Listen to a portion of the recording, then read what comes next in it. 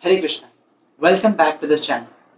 If you are new here, I am an engineering student who has just started exploring spirituality and I am trying to spread the knowledge that I have collected. Almost everyone has heard the phrase that the Bhagavad Gita has all the answers to life. In this video, I'll try to give you an introduction to what led Krishna speaking the Bhagavad Gita to Arjuna. Although widely published and read by itself, the Bhagavad Gita is originally an episode of Mahabharata, the epic Sanskrit history from the ancient world.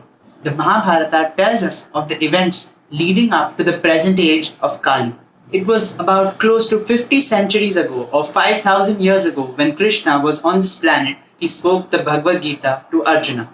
Their discourse, the greatest philosophical and religious discourse known to man, took place before the onset of a great war between the 100 sons of Dhritarashtra and on the opposite side, the sons of Pandu.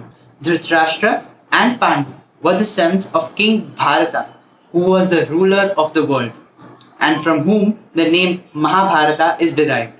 Because the elder son Dhritarashtra was born blind, the throne was given to Pandu.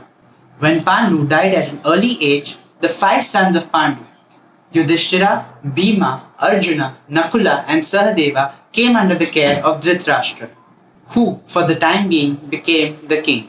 Thus, the sons of Dhritarashtra and the sons of Pandu grew up in the same household. They were trained in military arts by the same teacher, Drona, and all of them were counseled by the revered grandfather of the clan, Bhishma. Yet, the sons of Dhritarashtra, and particularly the eldest son, Duryodhana, envied the Pandavas. And it was only because of the careful protection of their uncle Vidura and their cousin, Lord Shri Krishna, that they were protected from many attempts against their life.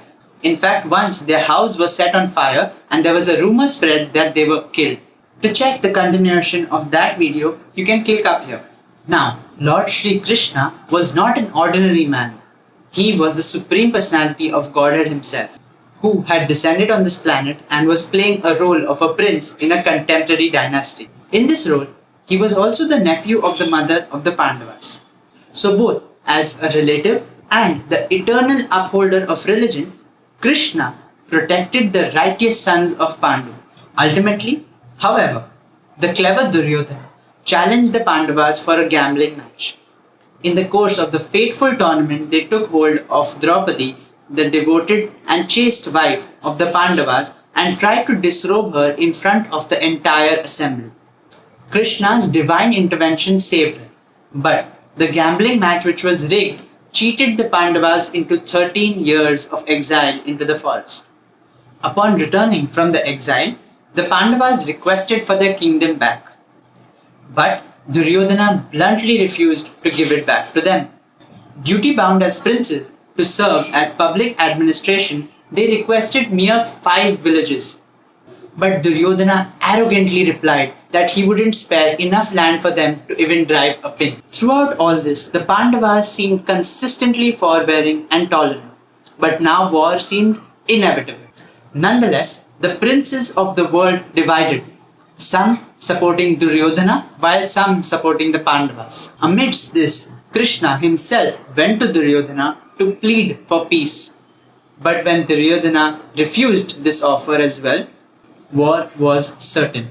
The Pandavas recognized Krishna as the Supreme Personality of Godhead, while the sons of Duryodhana did not. Yet Krishna offered to enter the war as the desire of the antagonist. Krishna said that he would not personally fight in the war.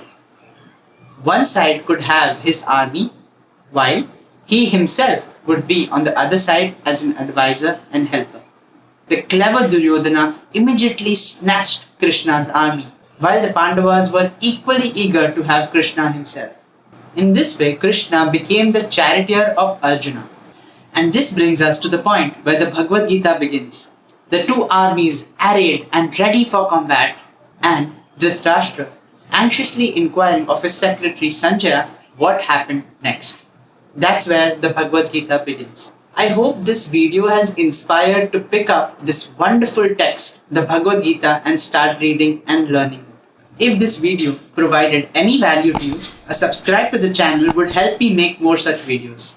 Also, I'll be open to questions and suggestions in the comment box below. Before leaving, don't forget to hit the like button and thank you for watching. Hare Krishna.